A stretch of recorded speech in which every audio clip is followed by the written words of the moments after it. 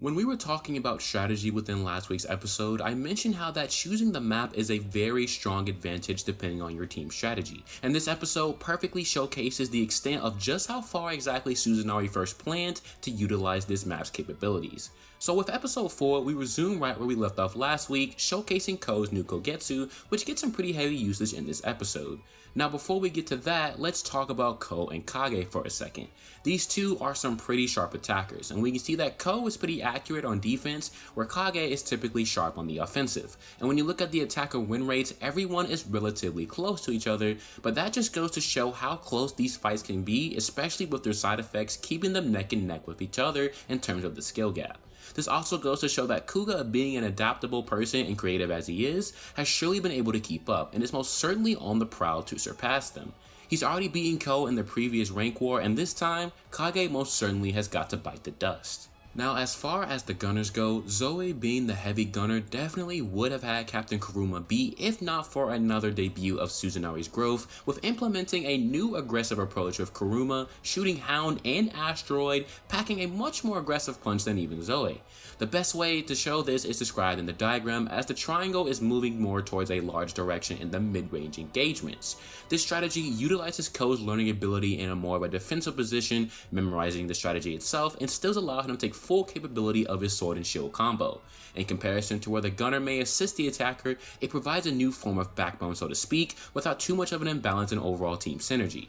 Another fantastic showcase of just the pure growth that everyone undergoes throughout the rank war experience. Taking a moment away from that engagement, we move to Captain Mikumo, still on the move for his life. Honestly, this reminds me just like in season 1 when he got wallbanged. 2 attackers on his tail is certainly not in his favor, but he is doing a pretty good job at keeping his distance. However, Yuzuru putting him in a bit of an odd predicament. Remember, the main objective for here on out is points, and securing them is top priority. When Mikumo realized that the incoming collateral would have been the worst case scenario, he ended up saving Korai, and it ended up kinda looking like how you play Valorant, and your teammates would allow you to get the ace even though they might die. You might have to do something that would have a huge plus in the later half of the round, so good quick thinking on Mikumo's half. However, that quick moment of evasion is cut short when Suzanari begins their most crucial strategy, a game of blackout. The lights go dark and it's all action coming to a quick halt. Not revealing yourself is the first plan of action to assess the situation. Unlucky for Mikumo, of course, Yuzuru nabs his shield holding arm, as the light from his trigger is enough to get the vital shot off.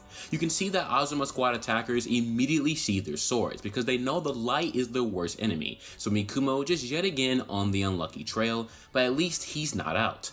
Though leaking Treon, he's still able to use bullets and deploy wires, so he's still got time to make moves before the impending bailout.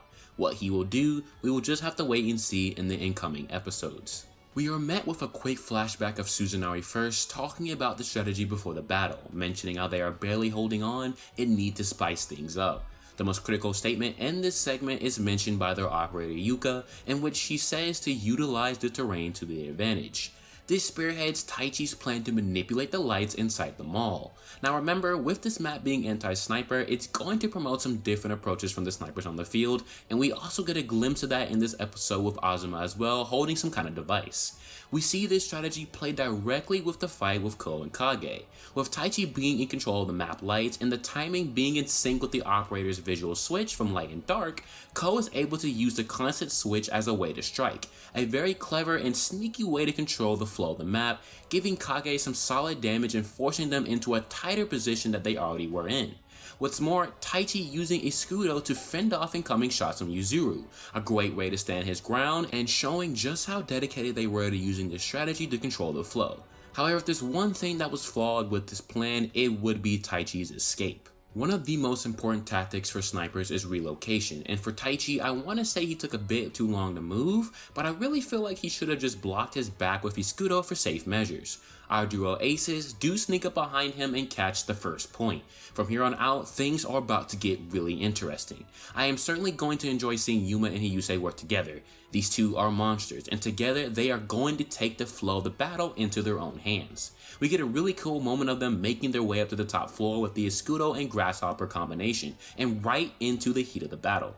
At this point, we have 3 two-man cells, and from here on out, the points will begin to be raked up.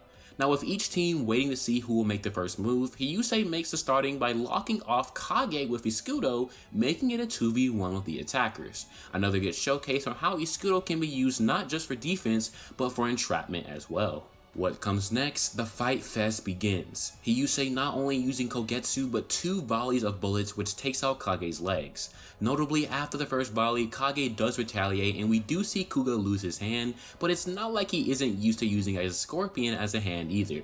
So it does come to help, but it's dealt with pretty quickly by Kuga with his maneuverability and thus claiming the second point for Tamakoma. The episode ends off with Kage bailing out, however the point does go to Suzanari first. This is most likely due to the fact that points are awarded based off the most lethal damage, and the cut given earlier from Ko was clearly the most lethal over time. With 1 point already secured by an enemy team, Tamakoma 2 is going to need to ensure they don't let any more go to waste. We can also not forget that survival bonuses do exist as well, Chika certainly making sure that we get the points for that. Overall, another excellent episode showcasing the chaos ensuing in the mall, ending in the middle of chapter 171, and with that, it's going to end this review off for me.